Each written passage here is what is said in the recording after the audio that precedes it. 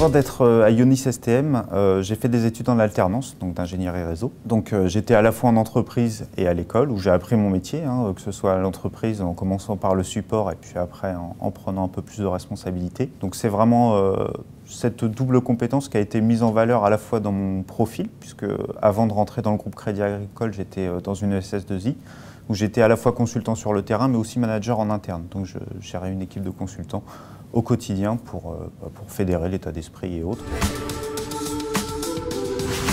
Mon métier, en fait, c'est d'accompagner les clients sur leurs infrastructures centrales, donc les data centers, et de pouvoir leur permettre d'avoir une infrastructure réseau cohérente, sécurisée. On a des environnements très complexes, on a un des plus gros data centers d'Europe dans le groupe.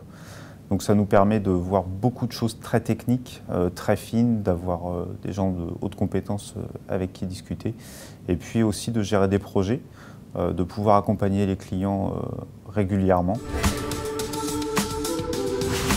Aujourd'hui, on a des gens très techniques, très pointus, qui n'ont pas forcément beaucoup de recul sur leur métier. Et vice-versa, on a des gens qui ont beaucoup de recul sur le métier, qui sont très bons en management, mais à qui il manque la dose technique. Et donc cette double compétence-là, elle a toujours eu vocation dans mon parcours, à la fois aujourd'hui en termes d'architecte réseau, mais aussi en termes de chef de projet technique, puisqu'il faut manager régulièrement des équipes et des collaborateurs afin de les emmener là où on souhaite aller.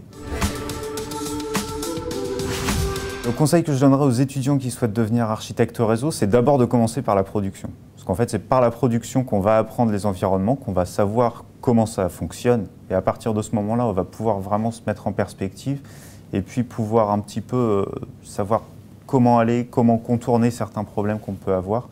C'est vraiment la base, c'est de commencer à faire de la production et à partir de la production d'évoluer petit à petit.